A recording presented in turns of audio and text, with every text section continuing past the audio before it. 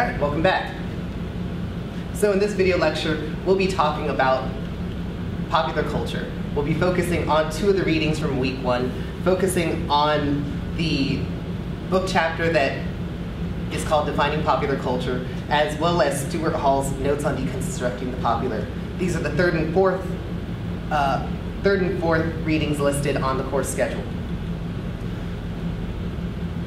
Alright, so what we'll be doing in this video lecture is unpacking the different meanings of the term popular culture to complicate what we mean when we use the term in ways that will be productive for understanding where Asian, Pacific American, and US Latino communities participate in or create popular culture in meaningful ways. So, first of all, take out the article Defining Popular Culture by Henry Jenkins, Terry McPherson, and Jane Shattuck. Turn to page 27. On page 27, we get kind of a baseline definition of these key terms, popular on the one hand and culture on the other. But as we can see, even in this basic definition, there are all sorts of differences that exist within the single word. So what we're doing in this video lecture is unpacking one of our key conceptual categories, popular culture. And in the next video lecture, we'll be talking about that other key category, race. So on page 27, we get these definitions of the term culture and popular. If you look at the right-hand column, we can see that culture comes with 3 key definitions. On the one hand, talking about the development of intellectual, spiritual, or aesthetic sensibilities. On the other hand, talking about culture as a particular way of life. Or thirdly, talking about culture as an intellectual or artistic activity. So we can see how these 3 different definitions all happen within the way that we use the term culture. On the one hand, we talk about culture as, for example, going to a concert at the Kennedy Center, doing something cultural. That specifically talks about culture as a way of improving yourself, of learning something new, of having a better understanding of the greatest that man has done, quote unquote.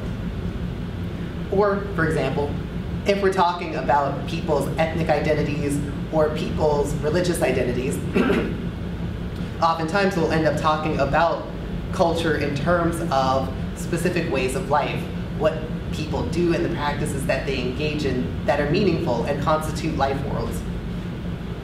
Or thirdly, we talk about culture, for example. This is a class on culture because you are engaging with these specific primary texts of popular culture. So we can understand culture here as meaning these specific intellectual or artistic activities, these specific forms and objects that are meaningful. So those are the 3 definitions of the term culture. And then you see in the paragraph below it, there similarly are 3 definitions to the term popular. On the one hand, we can think about popular as referring to things belonging to the people, right? If we're thinking about a society stratified in terms of power. On the one hand, there are the rulers, and on the other hand, there are the people. This is what we mean when we talk about something as being popular, in that it exists among the people. So there's this kind of romance of autonomy and self-definition that happens in this first definition. But on the other hand, the term popular refers to things in distinct contrast to the first definition of the term culture. Whereas the first definition of the term culture talks about intellectual development and your growth as an individual, this second definition of the term popular refers to things that are low, that are base, things that are bad for you, or things of lower quality. So then we can see here a distinction in terms of popular, in terms of value itself. And thirdly, we can think about popular as the term itself in social circles, right? We can think about popular as referring to things that are well-liked or things that are widely favored amongst a group of people. So we have these 3 definitions of the term culture, and we have these 3 definitions of the term popular. And you'll see how all these different combinations of these 2 terms will pop up throughout our course as we talk about these different forms of popular culture. So after the authors go into this discussion of the history of the term culture and the history of the term popular, and how all these different definitions still adhere with the ways in which we use these words, they go into a history that spans from the 19th century to the 21st century of what we now call popular culture studies. So in order to conceptualize these complicated relationships between popular culture and other fields of culture, we have this diagram here. So on the one hand, we can think about this distinction between high aesthetic culture and low popular culture. This difference between forms of culture that are good for you, forms of culture that are educational, and forms of culture that will make you a better person, in distinction to low popular culture, things that are bad for you, things that are basic and don't have any real meaningfulness, things that are low in value. And as we can see throughout this history of the study of popular culture, this distinction between high and low is fraught with a certain politics of power. People arguing that certain things are good and certain things are bad. These are not consensual definitions, but are always filled with the operations of specific actors and institutions and organizations, as we'll also see in the contemporary moment when we go through our readings on Asian Pacific American and US Latino communities. But then here, with low popular culture, we can see it branching out into two different forms of what it means to talk about popular culture. On the one hand, we have mass culture. Mass culture as those products from the cultural industries. This is an argument that was made in the 1940s, but we can still see how it's relevant today. For example, talking about mass culture in terms of McDonald's, Starbucks, and MTV. These forms of culture that do not have a certain value, that do not lead us to do great things, but instead are all about this immediate pleasure or this commodity culture that are mass-produced by corporate power. But on the other hand, we can also think about popular culture as referring to grassroots culture. This used to be called folk culture, but I like the term grassroots, right? It goes along with one of our definitions of culture as a different kind of development. Whereas high aesthetic culture oftentimes translates to needing certain forms of education, right? Certain forms of education to be able to read a Shakespearean sonnet, or certain forms of education needed to understand avant-garde cinema. We can think about what people are doing that exists outside of these forms as also being meaningful. For example, there's the discussion of the development of jazz on the first page of the article. We can also think about a lot of what we'll be talking about in this course as forms of grassroots culture. And later in the article, there's that sort of complicated category that gets called mid-cult or middle-brow culture that kind of exists between this high and low distinction that people have all sorts of feelings about. Right, so thinking about how popular culture exists in relation to high culture, but then also breaks down into mass culture and grassroots culture is very useful for the rest of this course. Also, we can think about the difference between production and consumption. Clearly, if we're talking about culture, we're talking about things that are made meaningful for people, things that produce meaning, things that transmit meaning, and things that circulate meaning. So, an object never is what it is. It's always filled with meanings that are produced. We can also think about this form of production as also being a form of encoding particular meanings into a text, an object, or a practice. Then we can also think about consumption, how people use it or make meaning out of it, how people engage with it, how people take up this text, object, or practice and get meaning from it. This is the process of decoding meaning. So the reason why we break up production and consumption is because, as the authors discuss later in the article, there's all sorts of room for this relationship to be broken down, or for people to decode different meanings that then were encoded in the text, object, or practice itself. So what we'll be doing in this course is taking a lot of this complication between production and consumption. Nothing ever is what it is what people make out of it. So thirdly, and this is where we'll be going over a lot of our key terms, as we go over to the Stuart Hall article, we talk a lot about hegemony.